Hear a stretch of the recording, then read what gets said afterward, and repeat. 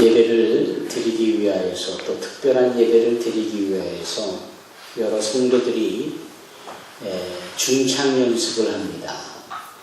그리고 열심히 화음을 마칩니다. 그리고 예배가 시작되어질 쯤에 그네들이 초청되어져 강단으로 나옵니다. 그런데 한 분이 나오다가 그만 발을 헛디뎌서 넘어졌습니다. 그럴 때 여러분들은 어떻게 하시겠습니까?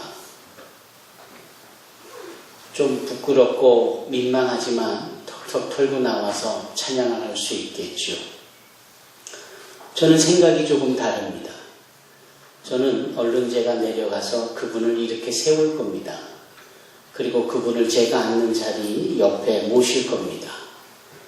그리고 위로의 기도를 해줄 겁니다. 그러는 사이에 중창은, 특별 찬양은 진행이 되겠죠.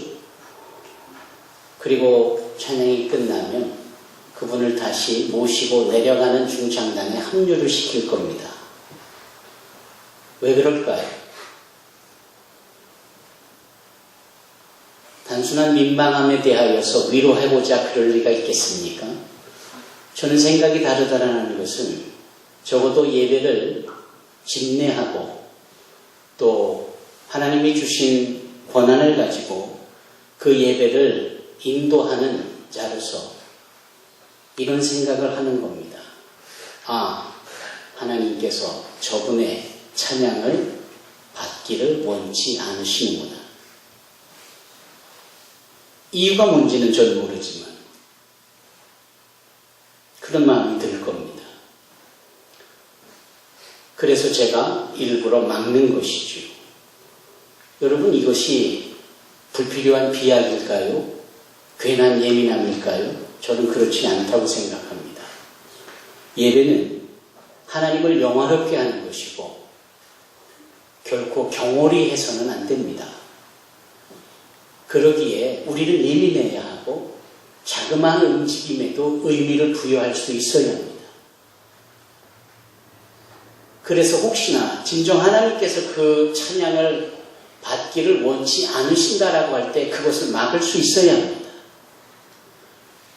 그리고 여타의 다른 사람들의 찬양이 주어지고 특별하게 하나님께 영광 돌릴 수 있기 때문에 그 한 분의 찬양을 제가 제지한다고 해서 크게 문제될 것 없습니다. 물론 그분이 무한할 수 있겠지만 그 무한함을 위하여 제가 기도한다 하지 않았습니까? 그리고 그 예배가 끝나기 전 그분을 다시금 광고 시간을 통하여서 격려하여 박수를 보내드린다거나 하겠지요. 여러분, 우리에게는 적어도 예배에 대한 이런 예민함이 필요합니다. 왜 이런 말씀을 드리느냐 하면 그분은 우리에게 예배를 받으실 분이고 우리는 그분에게 예배를 드리는 자, 구도자들입니다. 그런데 너무 가벼워요. 너무 경홀합니다. 너무 생각 없습니다. 여기는 예배를 드리는 성전이지 우리끼리 말하고 우리 조차고 우리 유쾌하자고 우리 친교하자고 이 공간이 주어진 건 아닙니다. 예배를 드리기 직전 하실 말씀이 있거나 특별한 개인적 용무가 있으면 이 공간에서 조용히 벗어나서 바깥에서 말을 나눌 수도 있고 개인적인 용무를 볼 수 있습니다. 하나님 앞에 예배드리는 이 거룩한 구별되어진 곳에서 내가 다 하고 싶은 대로 해버리는 게 예배자의 모습은 아닙니다. 우리는 이런 부분들을 너무 쉽게 놓치고 있습니다. 그런 점에서 바르게 회복되어지고 신앙의 정도를 걸어야 되는 우리에게 있어서는 이렇게 자그마한 것 하나하나까지도 깨달아야 하고 조심하여야 하고 제대로 해야 합니다. 우리가 또 제대로 해야 될 점에 하나가 있다면 무엇이냐면 바로 기도입니다. 기도는 참 어려운 겁니다. 그래서 우리는 이 기도를 잘 못할 때가 많습니다. 여기서 잘 못한다라는 것은 말을 더듬는다거나 다 단어의 선택이 잘못되었다거나 문법이 엉망이거나 하는 차원의 잘못했다라는 말이 아닙니다. 여기서 잘못된 기도는 하나님이 듣고자 원하시고 그분께서 합당하다라고 여겨시는 그 기도에 과연 부합하느냐, 그 기도의 내용과 전혀 다른 그저 그 기도자의 생각에 불과하냐라는 것이. 우리가 한번 생각해 보십시다. 왜 우리는 기도를 잘 못할까요? 그것은 우리가 잠시 앞에 어떤 일이 일어날지 모르는, 당장 내일, 일주일 뒤, 한 달 뒤, 1년 뒤 어떤 일이 일어날지 모르는 그러한 사람들이기 때문에 어떻게 기도해야 될지 모르는 것은 어떻게 보면 당연한 겁니다. 그런데 기도를 하면서 하나님이 이렇게 하는 것이 좋겠다라고 여겨주시는 부분에 대해서 나의 기도가 그 하나님의 생각과 비켜갈 수가 있고 벗어날 수가 있고 아무런 관계가 없을 수 있지요. 그분이 우리를 위해서 준비를 해둔 거를 우리가 캐치를 못하고 내 생각으로 말을 하다 보면 하나님이 예비하신 것과는 별개의 말을 할 수가 있는 겁니다. 또 하나님이 잘못됐다라고 여겨지는 것을 우리가 그 잘못인지 모르고 그걸 구할 때가 있잖아요. 그럼 그 기도는 잘못된 거죠. 비근한 예로 어린아이가 부모님에게 칼을 달래요. 이윈즉슨 자기가 이 사과를 깎아먹겠다라는 거 아닙니까? 그런데 선뜻 칼을 주는 부모가 어디 있겠어요? 적어도 달라 하는 아이가 어린이라면 더더욱 절대 줄 수 없죠. 그래서 그 부모는 칼을 주어서 손을 베어 피가 나거나 큰일 날 수 있는 상황을 뻔히 알기 때문에 절대 칼을 주지 않습니다. 오히려 당신이 그 칼로 먹고 싶다는 사과의 껍질을 베어 맛있는 부분으로 이 자녀에게 사과를 먹게 하겠지요. 그런데 고집 피우며 칼을 달라고 한다라고 하는 이것이 어쩌면 우리가 기도할 때마다 내가 집착하고 집요하게 요구하면서 나에게 주어지면 큰일 날 것을 우리가 어쩌면 하나님 앞에 요구하고 있는 것은 아닐까. 그런 점에서 우리의 기도가 하나님의 정해놓으신 기준과는 많이 다를 수 있다라는 겁니다. 그 부분에 대해서 사도 바울은 아예 우리로 하여금 기도를 못하는 사람, 빌 바를 알지 못하는 사람, 이렇게 설명을 하죠. 그것이 지지난주에 우리가 로마서 8장 26절로 27절에 나눈 말씀입니다. 뭐라 합니까? 이와 같이 성령도 우리의 연약함을 도우시나니 우리는 마땅히 기도할 바를 알지 못하나, 그러잖아요. 사도 바울 자신을 포함해서 고백하는 거예요. 우리는 마땅히 기도할 바를 알지 못한다 말입니다. 그래서 있어서는 안 될 것을 얻으려고 기도하고 있고 늘 하나님의 뜻과 반대되어지는 것이에요. 그러면 과연 우리는 어떻게 기도할 수 있을까? 그 비결을 알려드릴까요? 그 비결이 바로 본문의 말씀에 나와 있는 것처럼 성령님의 말할 수 없는 탄식이 주어질 때 우리가 바로 기도할 수 있는 겁니다. 성령의 말할 수 없는 탄식. 그 성령의 말할 수 없다라는 이 부분은 무한한 또는 정말 우리의 지식으로는 표현할 수 없는 질과 양을 말씀하고 있는 것이죠. 성령의 말할 수 없는 탄식으로 빌 바를 알지 못하는 우리를 위하여서 기도할 수 있도록 알려주시고 우리로 하여금 기도하게 한다라는 겁니다. 그런 점에서 볼 때 우리의 기도는 나의 의지로 고백하는 기도보다 성령께 내가 의지하여 내 안에 와 계신 성령께서 나를 위하여 기도하도록 그분의 말할 수 없는 탄식이 나의 제대로 된 기도가 될 수 있도록 그것을 먼저 구하고 의탁하고 기도할 때 가능할 것입니다. 그게 제대로 된 기도의 비결이에요. 그것이 지지난주에 나눴던 말씀입니다. 그러면 지난주에 나누었던 말씀은 어느 것입니까? 즉 28절의 말씀이 지난주에 나눈 말씀이죠. 우리가 알거니와 하나님을 사랑하는 자 곧 그의 뜻대로 부르심을 입은 자들에게는 모든 것이 합력하여 선을 이루느니라. 세옹지마라는 단어가 있습니다. 아시는 내용이죠. 옛날 중국의 어느 마을에 노인이 살았습니다. 그 마을은 말이 유명하기로 소문난 마을입니다. 그런데 특히 이 노인은 준말을 가지고 있어요. 모든 말보다도 뛰어난, 보기도 좋고 튼튼하고 빨리 달리고 얼마나 매력적인지 몰라요. 이 준마로 인하여 본인도 자랑스러워하고 마을 주민들이 다 부러워합니다. 그런데 어느 날 이 준마가 우리를 뛰쳐나가 행방불명이 됐습니다. 우리를 달아난 거예요. 그러니 마을 사람들이 아쉬워하면서 이 노인을 위로하잖아요. 그렇게 가치 있는 말이 집을 나갔으니 그 손해가 클 텐데 어떠면 좋겠습니까? 라고 위로합니다. 그런데 그 노인은 그 위로를 받으면서도 설령 그 말로 인하여서 내가 손해를 본다 할지라도 그 손해가 혹시 득이 될 줄 누가 압니까? 이렇게 얘기를 했다지요. 아닌 게 아니라 나중에 보니 이 준마가 들에서 살고 있는 여러 마리의 이 야생마들을 오히려 끌고는 이 노인의 집으로 돌아왔다는 거 아닙니까? 아시다시피 야생마는 사람의 손에 길들여지지 않는 야생에서 스스로 생존하고 자라는 거친 말들이잖아요. 이 준마가 이 거친 말들을 다 동화시켜서 이 노인의 집으로 데리고 오니 잃어버렸던 말이 돌아올 뿐만 아니라 또 다른 말들이 많이 생기니 이게 보통 좋은 일입니까? 그랬더니 마을 사람들이 다 부러워하면서 잔치내라고 이렇게 좋을 수가 있느냐고. 그럴 때 이 노인이 뭐라고 했다지요?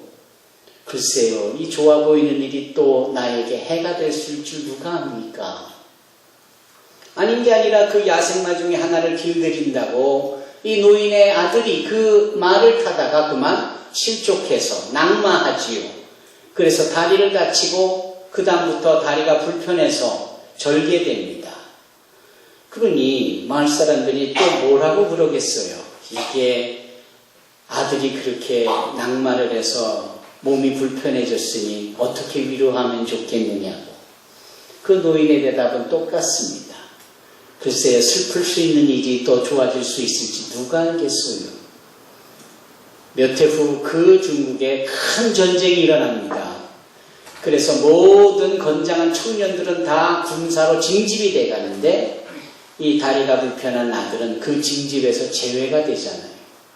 마을에 이 건장한 이 청년들이 없는데 이 아들만 그 집을 지키고 자손을 내며 행복하게 살았다라는 거예요.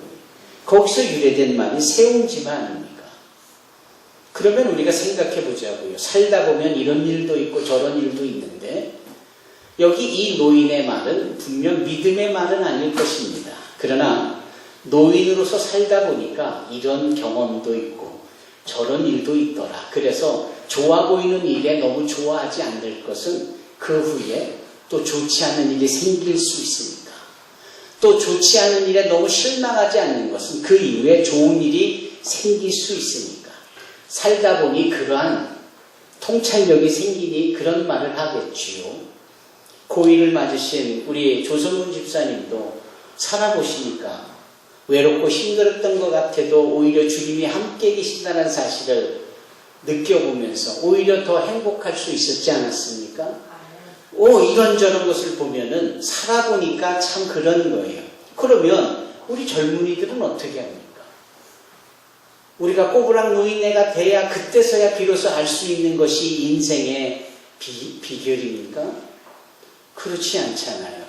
그래서 말하는 것이 사도 바울의 로마서 8장 28절입니다. 뭐래요? 우리가 알거니와 하나님을 사랑하는 자 곧 그의 뜻대로 부르심을 입은 자들에게는 모든 것이 합력하여 선을 이룬다라고 합니다. 그 야곱이 레아를 얻고 실망했고 피해를 당했지만 레아를 통해서 예수 그리스도의 계보가 이어지고 죄악의 끄트머리에서 하나님의 징계의 말씀을 듣고 소스라치게 놀라며 몸둘 바를 몰랐던 이 다윗의 그 죄가 회개함으로 오히려 이 밧세바를 통하여서 솔로몬이라는 위대한 왕이 나올 뿐만 아니라 예수 그리스도의 계보가 이어지니 이 또한 세옹지마일 것이 분명하겠지만 이 영적인 세옹지마는 살아서 오래 살고 보니까 그때 느껴지는 게 아니라 우리가 알아요. 언제 아느냐. 하나님을 사랑하는 자 곧 그 뜻대로 부르심을 입은 자라면. 그래서 지난주에 나누었던 우리가 알거니와 하나님을 사랑하는 자 곧 그의 뜻대로 부르심을 입은 자들이라면 이와 같이 좋은 일이 또는 그렇지 못할 일이 있을 것에 대한 인생을 직관하게 되고 거기에 따라서 대처할 수 있고 무엇보다도 그 모든 일들이 하나님의 역사 속에 선하게 되어질 거라는 것을 안다는 겁니다. 그렇기 때문에 내가 하나님을 사랑하는 자인가 곧 하나님이 나를 불러주시고 나를 택하셨는가 라는 사실만 인식한다면 우리의 모든 삶의 슬픔은 더 이상 슬픔이 아니고 기쁨이 될 수 있으며 모든 것이 합력하여 선을 이루게 될 줄로 믿습니다. 이것이 지난주에 나눴던 말씀이에요. 그러면 지지난주와 지난주에 나눴던 이 말씀의 결정판은 무엇인가? 바로 오늘 여기 29절로 30절까지의 말씀이에요. 뭐라고 하지요? 하나님이 미리 아신 자들을 또한 그 아들의 형상을 본받게 하기 위하여 미리 정하셨고 이는 그로 많은 형제 중에서 맏아들이 되게 하려 하심이니라. 또 미리 정하신 그들을 또한 부르시고 부르신 그들을 또한 의롭다 하시고 의롭다 하신 그들을 또한 영화롭게 하셨다. 자, 우리가 알거니와 이렇게 시작한 지난주의 말씀에 오늘 말씀은 뭐예요? 하나님이 미리 아셨다고 그래요. 우리는 나중에 알았는데 하나님은 미리 알고 계세요. 그리고 그분이 미리 아신 그 대상이 누구라고요? 바로 저와 여러분들입니다. 여러분들이 누군지를 다 알고 계시는 거예요. 시편 139편에 우리가 어미의 복 중에 잉태되어져서 그 형질을 이루고 자라갈 때 하나님이 신장을 지으시고 장기를 지으시고 그 형질을 조성해 간다라고 하셨고 우리의 인생 가운데 펼쳐진 날들을 하나님께서 이미 다 구성해 놓으셨고 조성해 놓으셨다고 그래요. 우리 모든 인생의 설계가 그분의 손에 이미 다 있는 겁니다. 나의 이름으로 되어 있는 나의 인생의 설계가 그분의 손에 있는 거예요. 이사야는 그와 같은 것을 다르게 표현하기를 우리의 이름을 당신의 손바닥에 새겨 넣으셨다고 하지요. 그것을 사도 바울은 오늘 본문의 말씀을 통하여서 하나님께서 우리를 아셨다고 그래요. 호세아 선지자는 하나님의 백성들이 광야 빈들에 있을 때 하나님께서 저희를 권고하셨다고 그래요. 그 권고라는 단어가 아셨다라는 단어예요. 소선지자 중에 하나인 아모스 역시도 이스라엘 백성들의 삶을 주님께서 아시고 라고 표현을 합니다. 그분이 나를 아세요. 그분이 나를 감찰하시고 나는 나 자신을 몰라서 내일을 몰라서 모레를 몰라서 기도를 어떻게 해야 되는지조차 모르는 우리지만 성령께서는 우리를 감찰하시고 나를 위하여 빌바를 알지 못하는 우리를 위하여 아시는 성령께서 우리를 위하여 기도해 주시고 그리고 우리의 실패나 좌절이 될 수밖에 없는 죄악에 몸부림칠 수밖에 없는 그러한 삶도 나를 아시는 하나님께서 합력하여 선을 이루게 하신다라는 겁니다. 그런 하나님의 아심은 미리 우리보다도 먼저 오래전부터 그 오래전은 어디까지냐? 우리를 정해 놓으시기 전부터 우리를 아셨다라고 그래요. 소위 예정이라는 단어를 여기다 써놓을 수가 있을까요? 우리를 정해놓았다라는 것이 뭡니까? 우리를 선택해 놓으신 겁니다. 우리를 찜해 놓으신 거예요. 아주 철없는 젊은이들의 표현대로라면 먹을 거에 침 발라놓은 겁니다. 하나님께서 나를 아직도 세상에 있기도 전에 당신의 역사와 섭리와 경륜 가운데 우리를 두셨고 그렇게 정해놓으신 겁니다. 그 정해놓으신 우리를 부르셨어요. 우리가 알고 그분께 나간 게 아니라 그분이 우리를 아시고 얘야 이리 오너라 이렇게 부르셨다는 거예요. 우리를 미리 아시는 주님께서 나를 정하시고 나를 부르시고 또 하나 뭘 하셨는가요? 나를 의롭게 하셨다라는 거예요. 더 나아가서 나를 영화롭게 하셨다라고 말씀합니다. 여러분 정말 중요한 말씀 중에 제가 드리고 싶은 말씀이 우리의 신앙생활의 단계입니다. 우리 신앙생활에 마치 세 기둥이 되어져서 우리로 주저하지 않게 하는 받치는 세 기둥이 있는데 첫째 기둥이 뭐냐면 칭의입니다. 칭의. 따라해 보십시오. 칭의. 칭의는 불을 칭자, 옳을 의자. 그래서 옳다, 의롭다라고 불러주시는 거예요. 상대가 옳지 않음에도, 상대가 옳지 않을 수준인데도 그냥 하나님께서 너는 옳아, 네가 맞아, 너 좋아 라고 불러주시는 거예요. 아시잖아요. 우리가 얼마나 주인인지. 아시잖아요. 우리가 얼마나 부족한지. 이런 우리에게 괜찮아, 의로워. 내가 너를 의롭다 하니 누가 감히 너한테 불의하다고 말을 할 수 있어. 이게 칭의입니다. 주님께서 우리를 이렇게 의롭다 여겨주시는 거예요. 그런데 그 다음 단계가 무엇이라고요? 성화입니다. 따라해 보실까요? 성화. 거룩할 성자, 변화할 하자를 써요. 성화. 거룩하게 변하는 겁니다. 세상에 거룩한 것이 있다면 무엇인가요? 이 땅에 오신 예수님 말로 누가 거룩합니까? 주님께서 말씀하시잖아요. 내가 거룩하니 너희도 거룩하라고요. 여기에서 성화, 거룩하게 되어지는 것은 예수님처럼 닮아가는 겁니다. 칭의가 되어지더니 성화가 있습니다. 그 다음에 마지막 단계가 영화입니다. 영화로울 영자를 쓰죠. 변화할 화자를 쓰죠. 영광으로 변하는 겁니다. 온 세상에, 온 우주에 영화로운 것이 하나 있다면 그것은 하나님 외에는 없습니다. 영화라는 것은 그래서 우리가 하나님처럼 변하는 것을 의미합니다. 그래서 우리가 이 땅에서 영화로운 존재가 아니라 저 하늘에 가서 하나님의 영광을 회복하고 영화로운 존재로 영생 복락을 누리며 사는 겁니다. 이게 영화입니다.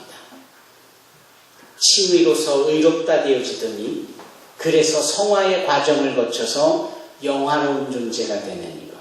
이게 크리스찬들이 누리고 단계적으로 나아가는 신앙의 모습입니다. 제가 주목하고자 하는 것은 오늘 사도 바울이 빌바를 알지 못할 정도로 모르는 우리를 위하여서 아시는 성령께서 우리를 위하여 탄식하시며 기도해 주시더니 이제는 그것을 좀 알 것 같을 때 우리가 하나님을 사랑하는 것을 알고 하나님께 나를 불러주셨다는 것을 아는 우리에게 모든 것이 합력하여 선을 이루게 하시는 그 하나님께서 우리를 미리 아시면서 우리를 정하시면서 부르시면서 의롭게 하시고는 영화롭게 하시다라는 거지. 그래서 묻습니다. 도대체 성화의 단계는 왜 사도 바울이 언급하고 있지 않은 건가요? 왜 30절에 그렇게 우리를 의롭다 여겨주시고 곧장 영화로운 존재로 우리를 그렇게 인도하시는 걸까요? 그것은 성화는 저와 여러분들의 몫이기 때문에 그렇습니다. 이렇게 부름을 받았고 이렇게 마침표가 찍어지는 것이 우리에게 알려졌음으로 인하여서 이제 그것을 믿고 그것을 삶 가운데 적용해서 이제는 우리가 의지를 가지고 거룩하게 변화되어져 가야 되는 것을 의미합니다. 여러분, 주님의 은혜로 그리고 주님의 은혜로 끝이 되어진다. 시작과 끝이 되어졌을 때 이 중간 단계는 그래서 우리의 몫이 되어져서 우리가 거룩하신 주님이시라면 어떻게 할 것인지를 여쭙고 주님이시라면 이렇게 하실 것이라는 것을 택하여서 우리의 삶에 그것을 이루어가야 하는 것이 바로 성화입니다. 그래서 예배 때의 분위기에 대해서 제가 언급을 드린 것이고 기도할 때에 어떻게 기도해야 되는지에 대해서 말씀을 드린 겁니다. 그리고 이 성화에 있어서의 한 가지 더 제가 드리고 싶은 키포인트는 바로 찰스 쉘돈이라는 분이 쓴 예수시라면 어떻게 할 것이냐라는 거예요. 항상 이와 같은 질문을, 이와 같은 고민을 뭔가를 행하시기 전 마음속에 두시는 저와 여러분이 되기를 바랍니다. 주님이시라면 이 상황에서, 이 형편에서 무엇을 어떻게 하실 것인가? 그 고민과 그 고려가 우리로 예수님처럼 바른 것을 선택하고 바른 일을 행함으로 내가 거룩하게 변화되어져 가게 되어지는 힘으로 나타날 줄로 믿습니다. 우리 자녀들이 성화되어져 가는 자녀가 되도록 축복을 많이 해주십시오. 말로만 해주시지 마시고 삶으로 해주십시오. 모범이 되어주십시오. 엄마를 보고 성화를 이루어가고 아버지를 보고 성화를 이어가도록 그 엄마와 아버지는 예수님을 닮아 예수님처럼 예수님을 기준 삼아 성화되어져 온 가족이 온 세대가 그렇게 성화를 이루어가는 줄로 믿습니다. 오늘 사도 바울의 외침 속에 우리의 칭의가 우리의 영화가 주어졌으니 이제 시작과 끝을 주님께서 선으로 책임져 주신다 하셨으니 우리의 중간을 성화의 삶으로 채워가는 저와 여러분이 되기를 주님의 이름으로 축원합니다. 기도하겠습니다.